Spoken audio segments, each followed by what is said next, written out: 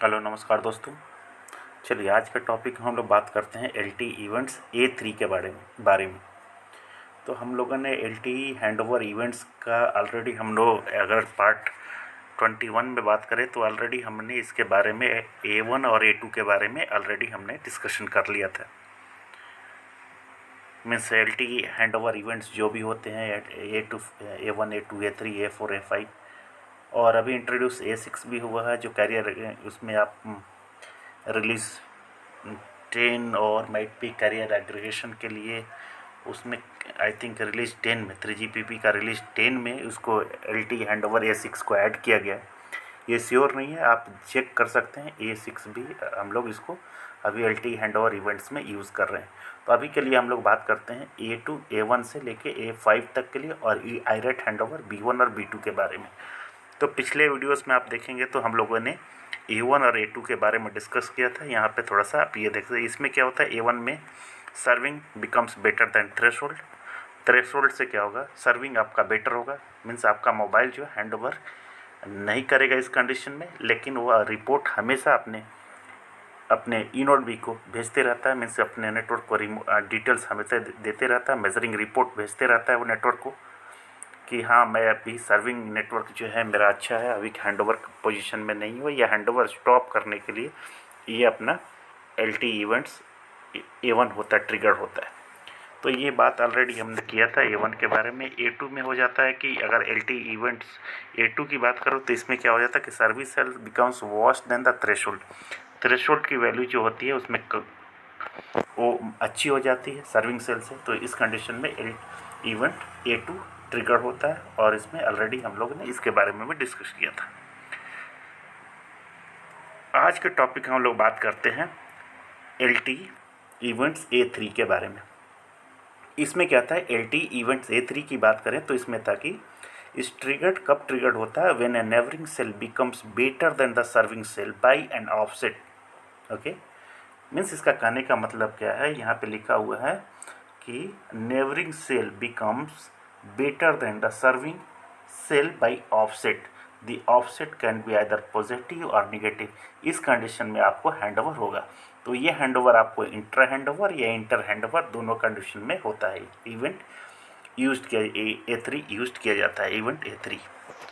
तो इसमें ये टॉपिक जो मैं बोला कि इसमें क्या है कि ये होता है better than the serving cell by an offset. तो ऑफसेट क्या होता है, ऑफसेट यही होता है कि ऑफसेट यहाँ पे देख सकते हैं, measurement report is triggered by whether the measured value crosses a certain target value। Means एक टारगेट वैल्यू जो होती है और ऑपरेटर की तरफ से डिज़ाइन की जाती है या सेट किया जाता है, उसको हम लोग ऑफसेट बोलते हैं। एक टारगेट वैल्यू होती है, मेजरमेंट रिपोर्ट इज ट्रिगर्ड किया जब whether the measured value crosses a certain target value.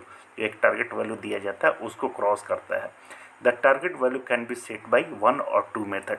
एक टारगेट सेट वैल्यू सेट किया जाता है, वो ऑपरेटर सेट करते हैं, उसको अपने थ्रेशोल्ड वैल्यू सेट करते हैं, उस वैल्यू को ही हम लोग ऑफसेट बोलते हैं। वो डिफरेंट टाइप से उसको मेथड को यूज़ करके उस टारगेट वैल्यू को यूज़ करते हैं। जैसे one is use threshold which is kind of absolute value and other one is use to offset value which is kind relative value with the reference to something like a serving cell values. ये आपको मालूम हो गया कि offset हम लोग इसी को एक टारगेट वैल्यू होती है, उसको हम लोग ऑफसेट बोलते हैं।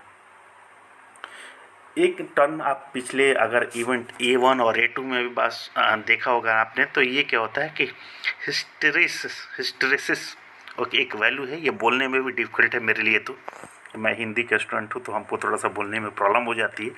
तो हिस्टेरिस ये क्या होता है कि यूज़ कर आप देख रहे होंगे यहाँ पे ये यूज़ किया जा रहा है, यहाँ पे हिस्टेरिस ओके ये यूज़ किया जा रहा है।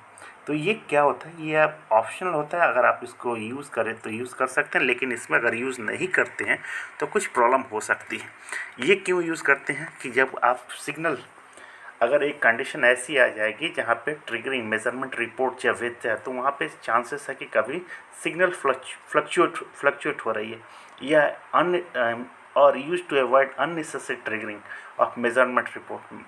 अगर अननेसेसरी कोई ट्रिगरिंग हो रही है, मेजरमेंट रिपोर्ट भेज रहा है और वहाँ पर अननेसेसरी ट्रिगर होने की कोशिश करता है, उस कंडीशन में अगर सिग्नल कोई फ्लक्चुएशन हो रहा है तो वहाँ पर इसको यूज़ किया जाता है। ये ऑप्शनल होता है, यूजिंग हिस्टैरिसीस इज ऑप्शनल, ये ऑप्शनल होता है। ओके, तो चलिए हम लोग इसके बारे में LT इवेंट A3 के बारे में थोड़ा सा और डिटेल आज के टॉपिक्स में बात कर लेते हैं। तो आपको यहाँ पे ऑलरेडी क्लियर हो गया आपको कि A3 इवेंट्स जो है ट्रिगर होता है कब, जब neighbouring cell becomes better, neighboring cell becomes better than the serving cell by an offset। Okay, अब आते हैं इसमें कंडीशन क्या होते हैं। तो ये कंडीशन क्या होता है कि ऑफसेट, मैंने बोला कि ये ऑफसेट की वैल्यू अगर इसका सर्विंग सेल जो है, ये कंडीशन अगर नेबरिंग सेल RSRP के, क्योंकि हम लोगों ने ऑलरेडी बात किया कि अभी हम लोग जो डिस्कशन कर रहे हैं ये RSRP और RSRQ पे ही डिपेंड करेगा। आपका LT हैंडओवर इवेंट्स के बारे में अभी हम लोग डिस्कस कर रहे हैं। तो इसमें हम लोग देख रहे हैं कि इसमें अगर नेबर RSRP की वैल्यू अगर सर्विंग RSRP प्लस ऑफसेट से ज़्यादा हो जाएगी, उस कंडीशन में ये हैंडओवर होगा। लेकिन केस 1 में बात करते हैं। एक कंडीशन ऐसा लेते हैं जहाँ पे आप देख सकते हैं, एक कंडीशन ऐसा यहाँ पे लिया गया कि यहाँ पे A3 ऑफसेट की वैल्यू 0 dBm और टाइम टू ट्रिगर 0 रखा गया। ओके, ये आप देख सकते हैं केस 1 में मैंने क्या लिया, एक केस 1 लिया जहाँ पे आपकी ये वैल्यू जो है A3 ऑफसेट की वैल्यू 0 dB, मीन्स ऑफसेट की वैल्यू 0 dB और यहाँ पे टाइम टू ट्रिगर यहाँ पे 0। ओके, इसमें हम किसी तरह का कभी भी कुछ वैल्यू नहीं लिया। इस कंडीशन में क्या होगा, if there is no holding time whether the condition in neighbouring RSRP greater than serving RSRP plus offset is certified, time to trigger is 0। इसमें लिखा as you can see in the picture the moment of the serving cell and neighbouring cell signals are same, then A3 event triggers. इस condition में क्या हो, यहाँ पे तो इस कंडीशन में यहाँ पे देख सकते हैं, यहाँ पर क्या हो गया, इस कंडीशन में मेरा ऑफसेट भी कुछ भी नहीं है और यहाँ पे टाइम ट्रिगर्ड भी 0। तो यहाँ पे तो हैंडओवर होना चाहिए, मीन्स हैंडओवर यहाँ पर ट्रिगरिंग हो जाना चाहिए। लेकिन क्या होता है, इफ़ द कमर्शियल नेटवर्क, अगर ये कमर्शियल नेटवर्क है तो इस कंडीशन में क्या, high possibility of a problem, यहाँ पे प्रॉब्लम हो गया, मीन्स आपका यहाँ पे पिंग पोंग हैंडओवर के चांसेस बढ़ जाते हैं। इस कंडीशन में क्या करेगा, आपका मोबाइल कभी नेबरिंग सेल को कनेक्ट करेगा, कभी आपको सर्विंग सेल को कनेक्ट करेगा। तो इस कंडीशन में कभी पिंग पोंग हैंडओवर के चांसेस ज़्यादा हो जाते हैं। तो इसको प्रिवेंट कर, पिंग पोंग हैंडओवर को प्रिवेंट करने के लिए हम लोग इसमें कुछ A3 ऑफसेट वैल्यू और टाइम टू ट्रिगर वैल्यू को हम लोग कंसीडर करते हैं। अगर इस कंडीशन को अगर इस तरह के हैंडओवर होंगे और इसमें ऑफसेट की वैल्यू नहीं 0 dBm है, टाइम ट्रिगर अगर 0 दिया गया है, सो इस कंडीशन में आपका हैंडओवर जो होगा वो पिंग पोंग हैंडओवर होने लगेगा। तो ये जितने सारे ऑपरेटर्स हैं तो इसको प्रेफर नहीं करते हैं। इसमें कुछ ऑफसेट वैल्यू और ट्रिगर वैल्यू को देना ही जरूरी होता है, क्योंकि हमें स्मूथ हैंडओवर सर्विंग सेल से नेबरिंग सेल में और नेबरिंग सेल से आपको सर्विंग सेल में होना है। तो इसके लिए हमें ऑफसेट की वैल्यू और टाइम ट्रिगर की वैल्यू 0 रखना है। अगर 0 रखते हैं तो प्रॉब्लम होगी, इसमें कुछ न कुछ वैल्यू देनी पड़ती है। अब एक केस हम लोग लेके चलते हैं कि अगर ऑफसेट की वैल्यू को हमने कुछ वैल्यू दे दिया, मीन्स 3 dB और 5 dB या 6 dB मैंने इसको किया, और टाइम ट्रिगर की वैल्यू को हम लोग ने 0 लिया, तो उस कंडीशन में हमें क्या होता है। तो ये सभी क्वेश्चंस आपसे पूछे जाएंगे, ये सभी कंडीशंस आपसे पूछे जाते हैं कि इस कंडीशन में अगर इंटरव्यू में जाते हैं तो इस कंडीशन में क्या होगा। अगर A3 ऑफसेट मैंने 0 रख दिया, टाइम ट्रिगर 0 रख दिया, तो इस समय इस हैंडओवर में, इस इवेंट में क्या होगा A3 में। इस कंडीशन में आप बोल सकते हैं कि यहाँ पे मेरा हैंडओवर जो होगा पिंग पोंग हैंडओवर होने लगेगा। तो ये पूछेगा कि ठीक है, मैंने ये ऑफसेट की वैल्यू अभी 3 dB रख दी और टाइम ट्रिगर जो है 0 रख दिया, तो ये केस जो है मैंने सेकेंड ले लिया। इस केस में क्या कर दिया, मैंने ऑफसेट की वैल्यू जो है, यहाँ पे ऑफसेट की वैल्यू 3 dBm और इसमें टाइम टू ट्रिगर वैल्यू इसको 0 ले लिया। तो इस कंडीशन में क्या है, तो इसमें मैंने यही लिखा कि इस कंडीशन में भी मेरा नेबरिंग RSRP की वैल्यू जो है, यहाँ पे नेबरिंग RSRP की value greater than serving RSRP value plus offset, अगर इसको सेटिस्फाई करता है तो हैंडओवर तो होगा। ओके, लेकिन इसमें क्या होगा, इसमें तो हैंडओवर ट्रिगर तो होगा लेकिन हैंडओवर नहीं होगा। इस कंडीशन में हैंडओवर नहीं होगा। या हैंडओवर होता है तो भी कुछ प्रॉब्लम होने के चांसेस हो जाते हैं, क्योंकि इसमें आपको टाइम टू ट्रिगर आपको 1 सेकंड भी वेट नहीं किया, अगर हैंडओवर हो गया फिर उसके बाद अगर सेम प्रॉब्लम उसी की तरह हो जाए, पिछले की तरह अगर प्रॉब्लम कुछ हो जाती है यहाँ पे, तो फिर वो पिंग पोंग हैंडओवर के चांसेस और कुछ अदर प्रॉब्लम होने के चांसेस बढ़ जाते हैं। तो इसलिए हम लोगों ने क्या किया, एक तीसरा केस स्टडी किया। उस केस स्टडी में हमने क्या किया, A3 ऑफसेट की वैल्यू 3 dBm और टाइम टू ट्रिगर होने का टाइम को मैंने बढ़ा दिया। इसमें क्या कर दिया कि हम लोगों ने केस 3 में टाइम ट्रिगर की वैल्यू को 300 मिलीसेकंड रख दिया। ओके, यहाँ पे मैंने कंडीशन को ये रखा, ऑफसेट की वैल्यू 3 dBm और टाइम ऑफसेट की टाइम टू ट्रिगर का वैल्यू उसमें 300 मिलीसेकंड रख दिया। इसका कहने का मतलब है कि हमने ऑफसेट से क्या कर दिया, इसमें ऑफसेट का मतलब क्या था हम लोगों ने यहाँ पे ऑलरेडी बताया था। ऑफसेट किस लिए यूज़ करते हैं हम लोग, यहाँ पे आप देखेंगे तो ऑफसेट इसलिए यूज़ करते हैं, measurement report is triggered by whether the measured cross value, okay, और टारगेट वैल्यूज। एक मिनट यहाँ पे आ जाते हैं, तो यहाँ पे हो गया, अगर इस पे आया ऑफसेट की वैल्यू हम लोग 3 dBm रख दिया और इसको ट्रिगर की टाइम टू ट्रिगर 300 मिलीसेकंड कर दिया इसमें। तो इस कंडीशन में क्या होता है कि अगर ट्रिगर होता है मीन्स आपकी इस कंडीशन में भी यही होता है, A3 में आपका जो सर्विंग RSRP है वो ख़राब हो जाएगा और नेबरिंग RSRP अच्छा हो जाएगा। ये भी कंडीशन इसमें भी वही है, लेकिन इसमें क्या किया, offset 3 dBm time to trigger 300 millisecond हो गया। इसका कहने का मतलब हुआ कि टाइम जैसे ही A3 ट्रिगर्ड होगा तो वो सडन आपको हैंडओवर प्रोसेस में नहीं जाएगा, मीन्स हैंडओवर नहीं होता है।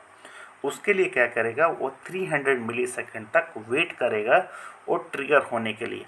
अगर उस कंडीशन में, अगर उस टाइम में 300 मिलीसेकंड में आपका कांस्टेंट, अगर आपकी सर्विंग RSRP की वैल्यू और नेबरिंग RSRP की वैल्यू अगर कुछ चेंजेस नहीं होते हैं, या उसकी वैल्यू जो है नेबरिंग RSRP की वैल्यू अच्छी रहती है सर्विंग RSRP के कंपेयर में टिल दैट 300 मिलीसेकंड में, तब क्या होता है उस समय हमें ये A3 ट्रिगर्ड हो जाता है।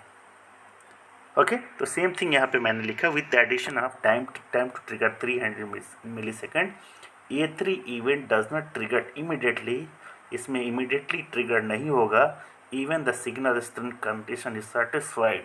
अगर ये सभी कंडीशन सेटिस्फाइड भी करता है, ये वाला कंडीशन को जो ये ऊपर कि an RSRP neighbouring RSRP greater than serving RSRP plus offset, तो भी वो ट्रिगर नहीं करेगा, हैंडओवर को ट्रिगर नहीं होगा, क्योंकि ऑलरेडी हमने वहाँ पे 300 मिलीसेकंड का टाइम ड्यूरेशन दिया है कि उस टाइम इतने टाइम ड्यूरेशन तक आप उसको ट्रिगर होने के बाद भी इसमें A3 को ट्रिगर नहीं हो सकता जब तक मैंने ये 300 मिलीसेकंड टाइम क्रॉस नहीं कर सकते, जब तक नहीं क्रॉस होता है। इन द फिगर आप देख सकते हैं, in the first case the serving was higher than the neighbour cell again before 300 millisecond was filled, so even A3 event didn't occur.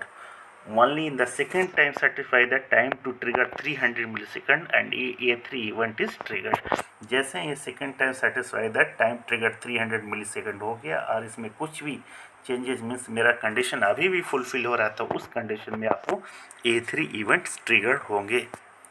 तो आपसे यही क्वेश्चन इसमें पूछे जा सकते हैं, आपको इवेंट A3 में यही क्वेश्चन पूछे जा सकते हैं, आपको डिफरेंट कंडीशन दिए जा सकते हैं, ऑफसेट की वैल्यू और टाइम ट्रिगर्ड की वैल्यू ये दी जा सकती है। उस कंडीशन में आपका हैंडओवर होगा या नहीं होगा, अगर होता है तो क्या होगा और किस कंडीशन में होगा, इसमें ये क्वेश्चन पूछा जा सकता है। और इसमें आप देख सकते हैं ये वैल्यूज़ जो ये आपको ये याद रखना पड़ेगा, जो सभी में सेम है। कंडीशन आपको A3 का कंडीशन होता क्या है कि नेबरिंग RSRP की वैल्यू जो होती है ग्रेटर देन होती है जो सर्विंग RSRP प्लस ऑफसेट को ऐड करने के बाद में। ओके, तो ये आपको डिफरेंट केस अगर आप याद रखते हैं तो आपके लिए बहुत फ़ायदेमंद होगा अंडरस्टैंडिंग के लिए A3 इवेंट्स के लिए। तो आज हम लोगों ने